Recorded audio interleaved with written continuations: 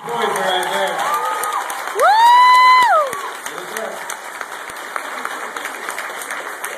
He doesn't like a microphone because James' voice is really, really high in person. Just say hi, it's great to be here. Hi, it's great to be here. Yeah, it's so weird, but it looks like his voice is so deep. He's one of the most talented people on the face of the earth. He's played with everybody in the business. Mariah Carey, he finished the record with Mariah Carey.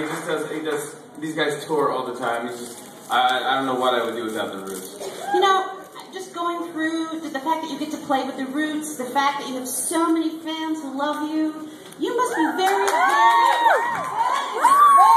very grateful. Yes, almost. Very grateful. Very in fact, thankful, almost. To say thank you. You have a great segue.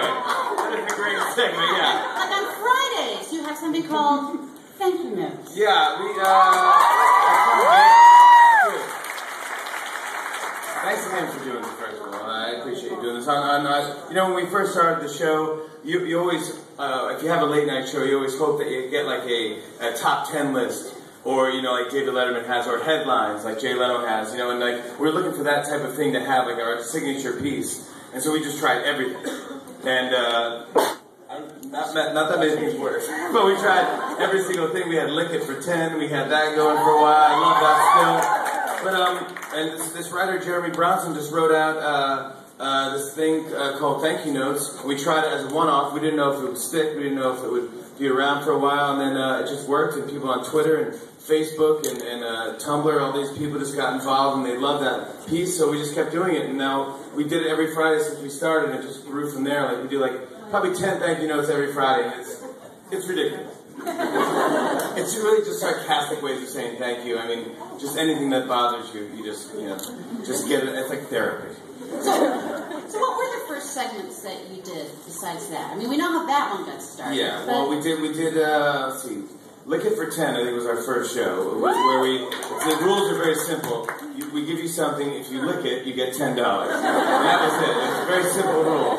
But there were mundane, nice things. We were like, a brand new lawnmower. Just stuff like that. It wasn't, you didn't have to lick the blade or anything. It wasn't. The joke is more of the fun of, I've never seen anyone lick a lawnmower before, so now I have. And they're $10 richer. But, we've grown. We do that. We play a game called Wheel of Carpet Samples.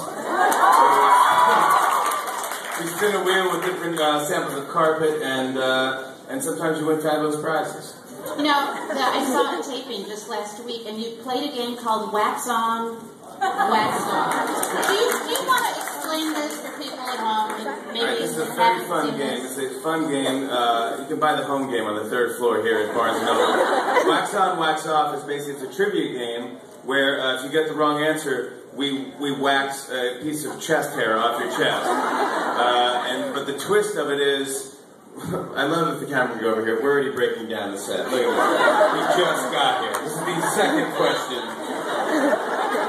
We're already breaking down the set. This is unbelievable. It was a fire hazard. I don't know what was happening. Look at this. You can't even get it. They can't even get it unattached.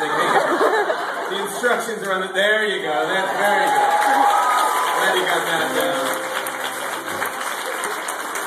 Anyways, thank you, Maria. The wax on, wax off. So basically, if you get the question wrong, they strip a piece of chest hair off you. But the twist is that it's not you answering the questions; it's your best friend. So your best friend comes out of the audience, and the questions are stuff like Russian land treaties. That's the category. So it's kind of impossible categories to choose from. But it's again, that was a fun game. Everyone left.